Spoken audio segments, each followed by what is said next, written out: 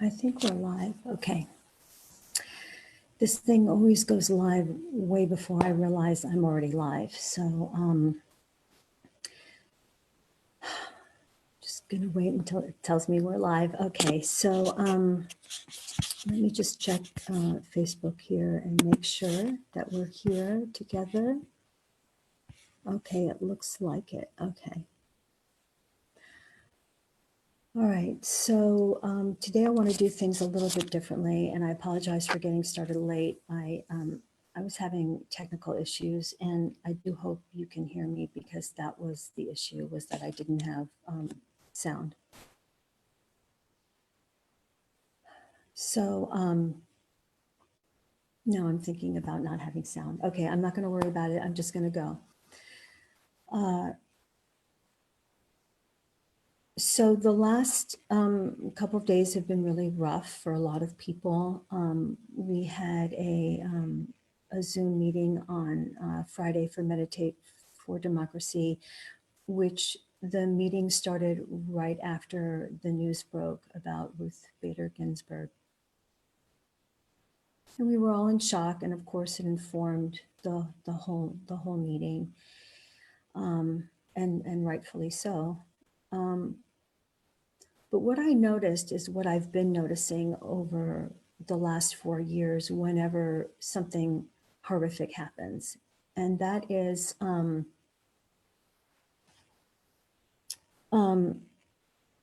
things don't really sink in until later. And that time frame is different for everybody. Some people, you know, they're able to be present in the moment and take it in. And others of us, like me, it takes a few days. Just so you know, I might become emotional while we're on here. So it really hit me last night. And the way that I figured out that it hit me was that I watched myself slipping into that depressive state. It's a state that I know really well for myself. I know it really well for, you know, clients and friends. And I caught myself slipping into that state. And I thought, okay, you know, what would you tell somebody else? It's always a really good thing you can use on yourself. It's like if your friend or your patient or whatever was, you know, telling you they're just starting to feel depressed or they're feeling despair or hopelessness, what would you tell them? So I'm actually always grateful for those moments when I find myself personally in that place, because it really helps me to understand, to put myself in the shoes of others. So what did I do? I had to write it down last night because I didn't want to forget those steps of how I moved from that depressive state into something else. So first of all, I want to say that I've recently started to go back to watching the Sunday services at Agape. And if you don't know about Agape, it's a non-denominational spiritual center, meaning it's not about any religion or any specific religion. And the Reverend there, Dr. Michael Bernard Beckwith, is just amazing. I just listen to him and I feel very uplifted. I realize in looking back and the prayers that I've been doing with Meditate for Democracy, they don't feel very uplifting. And that's connected to what I want to talk about today, which is that that traumatized place that a lot of us are in and that we might move in and out of, but every time something happens that hits us hard, we're getting re-traumatized all over again. And it's because it's happening, you know, just one thing after another, we don't have time to process any of it. You know, today it's RBG, but, you know, goddess forbid, you know, it's going to be some other disaster, you know, tomorrow. And when do we have a chance to catch up? And the truth is we don't. And that's partly why I wanted to engage for myself in this meditation and daily, healing and practice and intention setting. I realize it's for me that I need it. And if you guys join me, that's awesome. But everyone has their own way and their own things that they do. I hope you have something that works for you. If you don't, I really encourage you to look for something that helps you feel better and more capable, more empowered. Because it's not a time to be in despair or feel disempowered or hopeless, because we need you. We need everybody. We need all hands on deck. So how do we move from depression, despair, hopelessness to some kind of action that feels in alignment with where we are? That's not a panic-driven action. So first you have to notice, you have to bring your attention to your body, which includes your emotions. You have to allow yourself to be where you are. You have to be honest about it and feel the feelings. So that's what I did last night. And then because I was with somebody, I was with my husband, I just told him. And I said to him, I said, because after RBG died, he said, everybody needs to stop panicking. Everybody needs to calm down. And so I asked him last night, I'm like, what do you mean by that? That we shouldn't worry, or just whatever it will be like, where my mind goes is, okay, it's done. Humanity is over. We're just all going to die. And when I go to that place, I'm like, all right, okay, I can, that may just be what happens. But of course, that's not what's happening. There's just a lot of suffering and a lot of fear of more suffering to come. And the next place I went to was, the thought was, what a waste. What a waste it would be if we just kept descending into more tragedy, destroying the earth, our only home, people suffering, and ultimately it's just done. What a waste. And then the next thought I had was, well, it's a waste because there's so much beauty. There's so much beauty in the world. And not just, mountains and lakes and like all the things we think of about the earth that we cherish and that like we love, certainly those things, but also people. And I definitely go through my times of not enjoying people. Certainly not all people. And it made me think about how much I want to be here so that I can continue to have the human experience and learn whatever it is I need to learn, and I want to learn, and I want to grow. Like Michael Beckwith said yesterday, it's not this path, it's not spiritual bypass. It's hard work. And he's right. It's hard work to move yourself out of, these states that we get so invested in and so caught up in, and bring yourself back to another state. And that's been hard. It's been hard for me, even in my prayers that I share with you all. So I'm just looking at my notes. So it also reminded me of when I was studying to be a therapist at Antioch. And there was a professor there. I'm not going to remember his name, Vic. Can't remember his last name right now. And one of the most brilliant things he ever said in our class was that when you're afraid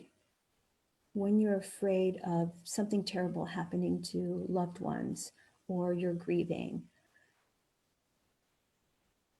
to the degree that you feel that fear, that grief, or whatever, that's how much you love them. So just let that sink in for a moment.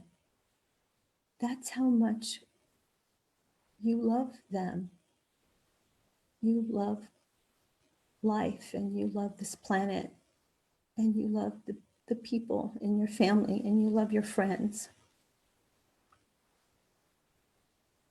And so when we're so caught up in that fear, what is that really? We're afraid of losing what we love. And when I had that thought last night, I started to feel, that was the turning point. I started to feel how much I love what we have here. And I don't want it to end. And I want it to be the best that it can be. And we know many of us have a vision or a hope of what it could be. Glimpses of it in the past, what RBG gave us, right? All those wonderful women's rights. God, I hope the sound is on. So I want to invite you now, and I guess this is the prayer today, is to think about what you love right now. What do you love right now? Is it your dog? Is it your home? Is it your work? Is it your family? What are the human experiences that you love having on this planet? Are you a hiker? Do you like to travel? Do you enjoy the fresh air and the blue skies?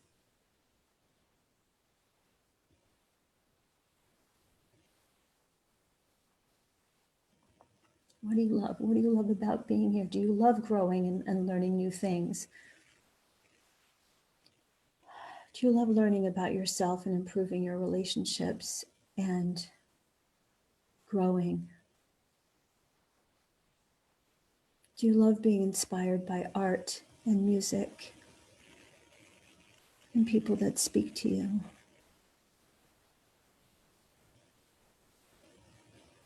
Do you love certain leaders? Are you grateful for them? Grateful for all they're doing? Organizations, are you grateful for any organizations?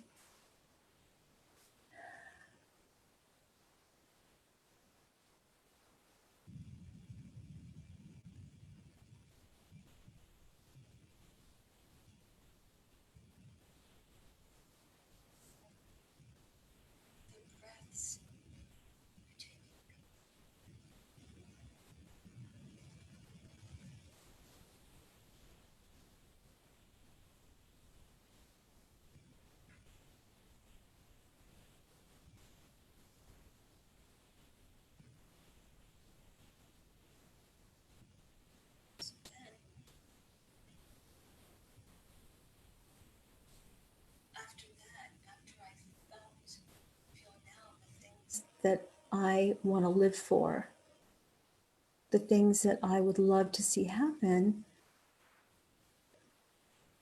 from that place, I organically go to, okay, well, how can I participate? How can I save what we have and help make it better?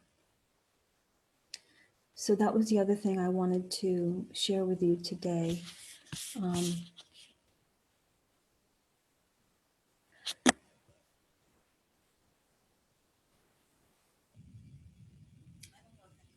They're listening to this live, but if you are and you want to hop on Zoom with me, you can. I can put the Zoom link in the comments.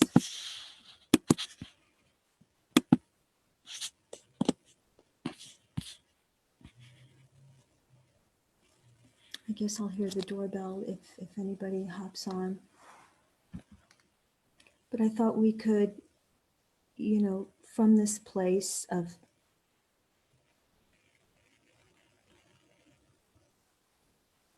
moving from despair to love, we could move into a call to action if there are any, you know, political things you want to share. I shared on my profile already some stuff, the senators to call, not just Republicans, that can be swayed to postpone the Supreme Court appointment, but Democrats too, that need to use all that's within their power. We're not quite stepping up to the plate yet. And so actually maybe I'll post that right now, because I don't think I posted that one to my Facebook. I'll find it in my emails right now. I feel a little shaky right now. That's okay. You might be feeling shaky too. I'm just going to talk in a moment about trauma and what we can do to help regulate our nervous systems. I think this guy's name is Jordan. Is that his name? Jordan. Yes, here it is.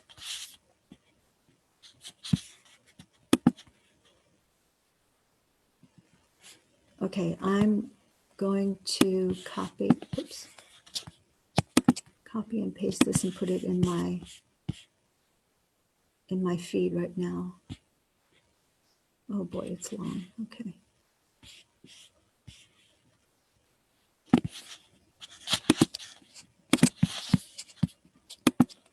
Okay, I can put it in the comments.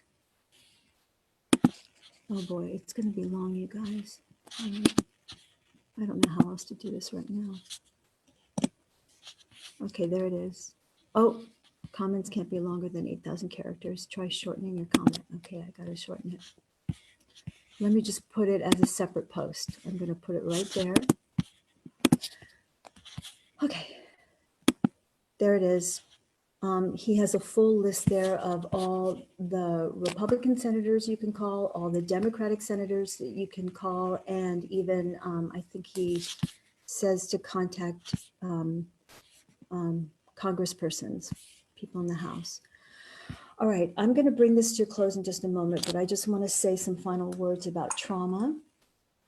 As I said at the beginning, because of the onslaught, the constant, almost daily, or at least weekly hits that we're getting, our systems aren't able to process.